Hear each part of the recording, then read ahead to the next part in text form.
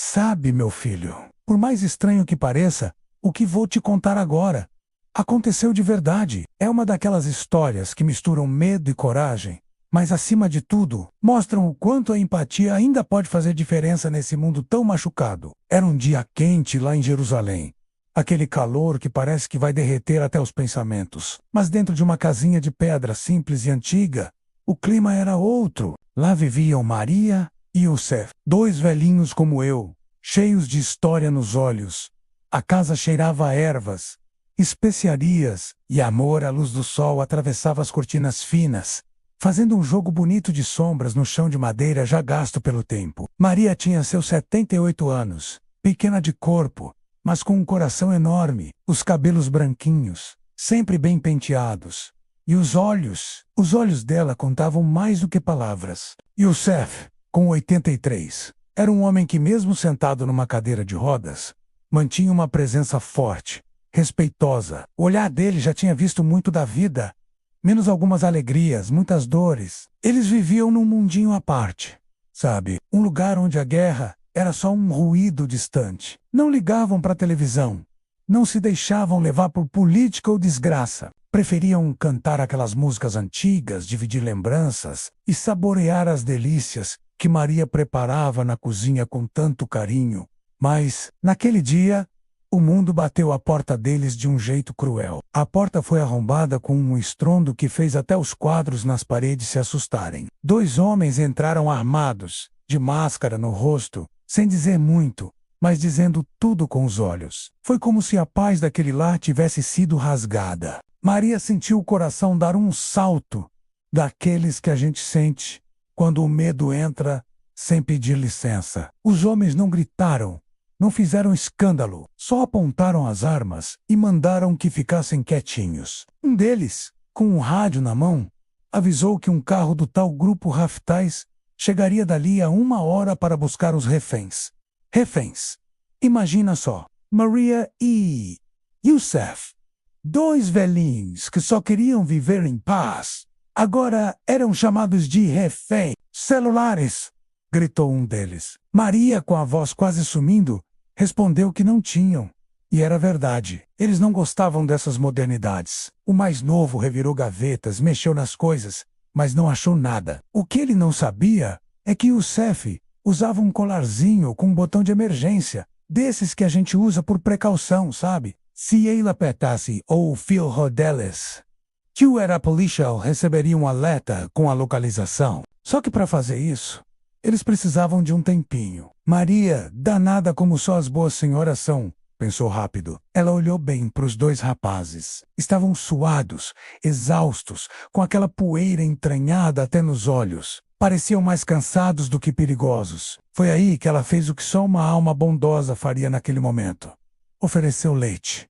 Vocês querem um copo de leite gelado? Perguntou com aquele jeitinho de quem se importa. Os dois se entreolharam, e por um segundo, o silêncio respondeu mais do que qualquer palavra.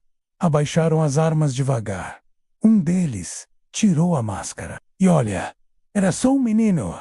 Nem baba direito tinha. Pegou a garrafa na geladeira com as mãos trêmulas e bebeu direto do gargalo. O outro fez igual. Maria sentiu o coração bater mais forte. Tinha conseguido um espacinho de humanidade ali. Posso levar meu marido ao banheiro? Rapidinho! Ela pediu. O mais novo disse que sim na hora. Mas o outro, mais desconfiado, segurou. Espera menos, ele disse. Olhou bem nos olhos de Maria e de Youssef. Um silêncio pesado tomou conta da sala. Maria nem respirava direito. Youssef, coitado, tremia. O homem mais velho deu um passo à frente, como quem cheira o medo. Mas Maria manteve o olhar firme, apesar do corpo frágil. No fim, ele só disse: não tranquem a porta. Se chegou até aqui, por favor, dê o seu like e se inscreva no canal. Coloque nos comentários a cidade de onde está vendo esse vídeo. Gostaria muito de saber. A porta. E aí ela sentiu, aliviada. Era a chance que precisavam. Lá dentro do banheiro, Maria enrolou o colarzinho de emergência numa toalha para abafar qualquer barulhinho e apertou o botão. Um sinal apareceu, mas com notícia ruim. O filho só chegaria dali a 1 hora e meia. Tempo demais. O tal carro do grupo já estaria lá bem antes. Youssef abaixou a cabeça. e as lágrimas vieram sem pedir licença. Chorar em silêncio. Só quem já engoliu a dor sabe como é. Maria se aproximou. Segurou o rosto do marido com aquelas mãos que já cuidaram de tanta coisa na vida. Beijou a testa dele com ternura e sussurrou: "Vai ficar tudo bem." Era mais esperança do que certeza, mas às vezes é isso que sustenta a gente. "Tenho uma ideia menos", disse ela, com aquele brilho no olho que só quem já enfrentou a vida de frente conhece. "Você ainda lembra das músicas antigas da Palestina? Aquelas do tempo da sua mãe?" E o Cef assentiu, meio confuso, mas entendeu o que ela queria. E ali naquela hora apertada lembraram que música também é abrigo. Maria sabia de uma coisa: quando a fome e o cansaço batem, a cabeça das pessoas muda. Até os mais duros amolecem um pouco. Era disso que ela ia se valer. Precisavam ganhar tempo, tranquilizar os rapazes, mostrar que ainda havia algo humano ali. Quando saíram do banheiro, e o Cef começou a assobiar uma daquelas canções antigas, quase esquecidas pelo tempo. O rapaz mais jovem, o que tirara a máscara, arregalou os olhos. "Minha mãe cantava isso para mim", murmurou, como se visse um fantasma bom. "Vocês são daqui mesmo? Como conhecem músicas antigas da Palestina?" perguntou ele, com a voz embargada. Maria, com a sabedoria que a vida dá, não respondeu com desconfiança. Sorriu de leve e disse: "Me conta da sua mãe, meu filho." Omar, era assim que ele se chamava. Hesitou, desviou os olhos para os quadros na parede, para as cortinas balançando, como se procurasse a memória em algum canto da casa. Tentou falar. A voz falhou, mas logo respirou fundo e começou. Disse que a mãe era uma mulher de fibra, dessas que fazem pão e futuro ao mesmo tempo. Trabalhava como cozinheira, sempre cheirava a especiarias, cantava para ele antes de dormir, passava a mão nos cabelos dele como se dissesse: "Vai dar tudo certo." Mas aí, a guerra chegou. O pai foi embora num bombardeio, e a mãe teve que segurar tudo sozinha. A fome chegou junto, e quando não se tem mais para onde correr, a gente agarra a primeira mão estendida. No caso dele, era o grupo Raftais. "Eu não queria isso", ele disse, baixinho. "Nunca quis arma. Nunca quis invadir casa de ninguém. Eu só queria que minha mãe me embalasse de novo."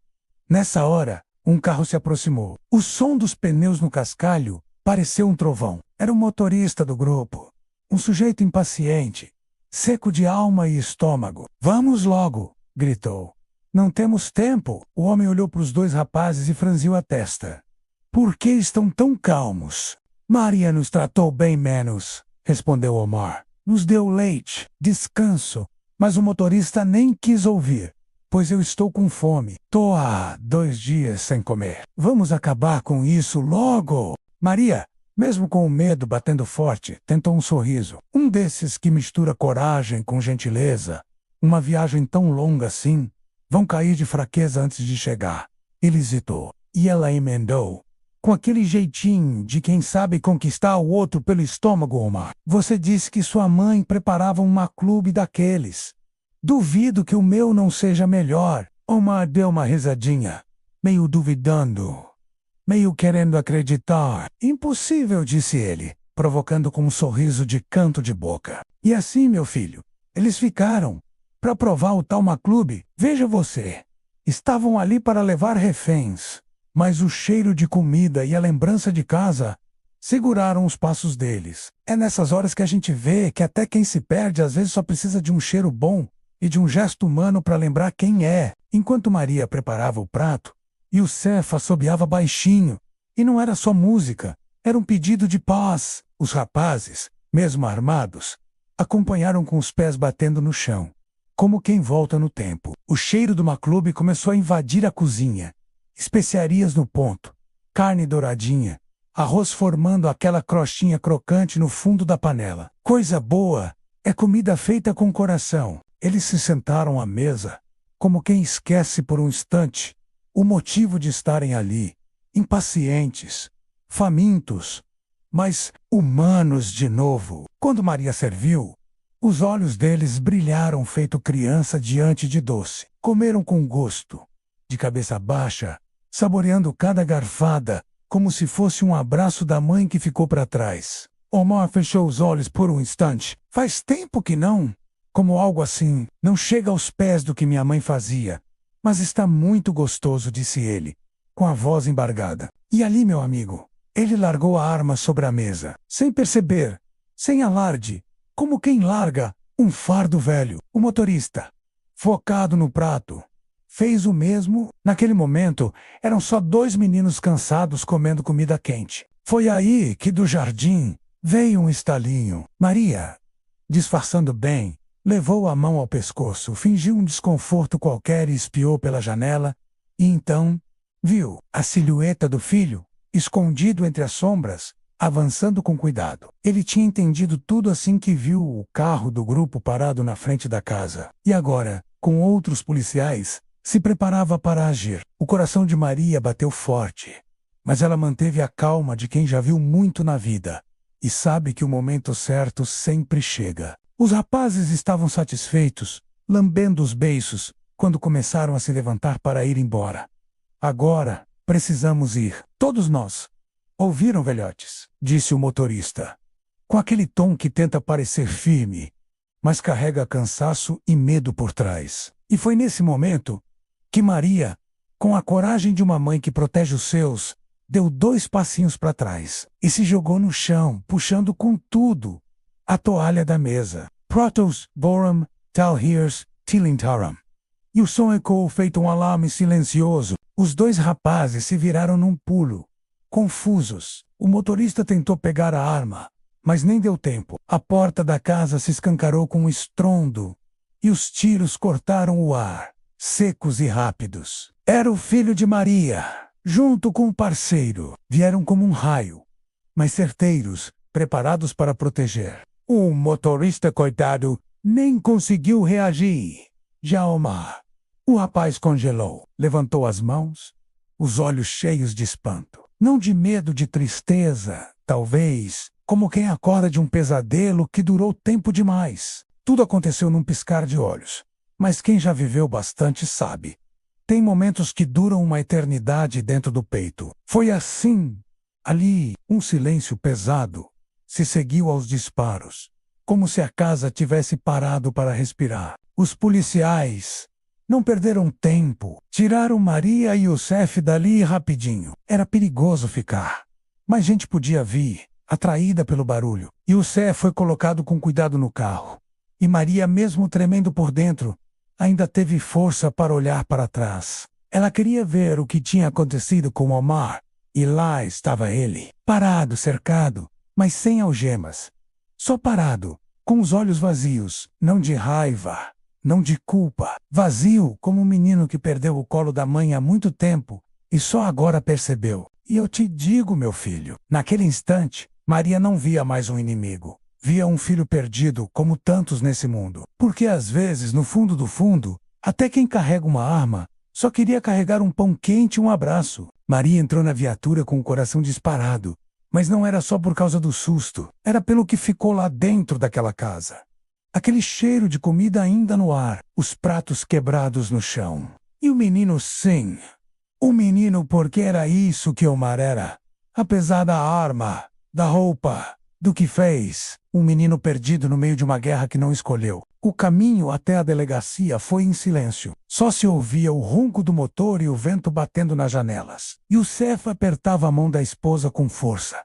Não era medo, era gratidão. E Maria, com os olhos úmidos, pensava no que tinha vivido. Tanta coisa cabendo num único dia, era como se a vida toda tivesse passado ali, entre uma canção antiga e um prato de maclube. O filho, sentado na frente do carro, também estava quieto. Sabia que fizera seu papel como policial, mas no coração era só um filho que tinha corrido para proteger os pais. E isso, meu filho, não tem farda no mundo que substitua. Amor assim, a gente sente de longe. Omar ficou para trás, sendo levado por outros policiais, mas o olhar dele, aquele olhar vai ficar com Maria para sempre. Um olhar de quem finalmente entendeu a estrada que percorreu e de quem, talvez, só talvez, esteja pronto para buscar um novo caminho. E você que ouviu essa história até aqui, me diga, será que a culpa é mesmo toda deles? Ou será que tem algo muito maior por trás disso tudo? Às vezes, os caminhos errados começam por falta de uma mão estendida. E quem já viveu bastante, como eu, aprende que a empatia, essa coisinha simples que mora no coração, pode mudar destinos menos até os mais improváveis. Veja bem, nem todo mundo que se perde quis se perder. Às vezes, é a vida que empurra para um canto escuro, sem saída fácil. Omar, aquele moço por trás da máscara, da arma, do uniforme surrado, era só alguém com saudade de casa, saudade do cheiro do pão que a mãe fazia, do toque leve nos cabelos, de um tempo que a guerra arrancou dele sem pedir licença. E Maria viu isso, não com os olhos, mas com o coração. Porque quem já viveu muito, aprende a enxergar diferente. Vê além da aparência do gesto duro, da palavra atravessar, enxerga a dor por trás da fúria. O menino por trás do soldado. Naquela cozinha entre panelas e lembranças, ela fez mais do que uma clube. Ela preparou uma ponte, uma dessas invisíveis, que liga corações mesmo quando tudo parece separado por abismos. Ela não tinha armas, nem planos mirabolantes. Só teve empatia. E isso, meu filho, é uma força que pouca gente entende, mas que move o mundo mais do que pólvora. O motorista, esse já estava endurecido. A fome e o rancor tinham coberto ele feito crosta. Talvez ainda não fosse o tempo dele despertar. Mas Omar teve um instante de clareza, de lembrança boa. E quem carrega uma memória dessas no peito, ainda tem chance. Quando o filho de Maria chegou, foi como um ciclo se fechando. O menino que ela criou com amor, agora voltava como homem, para protegê-la. E tudo aquilo que ela plantou, paciência, carinho, sabedoria, menos floresceu ali, no momento mais perigoso. Não teve grito, teve cuidado, teve esperança. E o Seth, mesmo com a saúde fragilizada, foi valente também. Às vezes a maior coragem é se manter calmo quando tudo à volta grita. Ele confiou na esposa, confiou no amor, e isso também salvou os dois. Agora, pense comigo. Quantas pessoas como o Omar existem por aí? Quantos jovens engolidos por promessas vazias, por falta de oportunidade, por dor não curada? Não dá para justificar tudo, claro, mas também não dá para apontar o dedo sem entender a estrada por onde a pessoa andou. Essa história, que parece um filme, aconteceu de verdade. E eu conto não para julgar, mas para lembrar. Nunca subestime a força de um gesto bom. Nunca duvide do poder de um prato quente, de uma música antiga, de um olhar compreensivo. Talvez, se o mundo tivesse mais Marias, menos omissões, menos pressa em odiar, a gente não precisasse de tantas armas para se proteger. E eu, com meus anos todos nas costas, só posso dizer uma coisa. No fim das contas, o que fica mesmo é o que a gente faz com amor. O resto, o tempo leva. Se não acredita que o que te contei foi baseado numa história real, confira a própria reportagem no link da descrição do vídeo.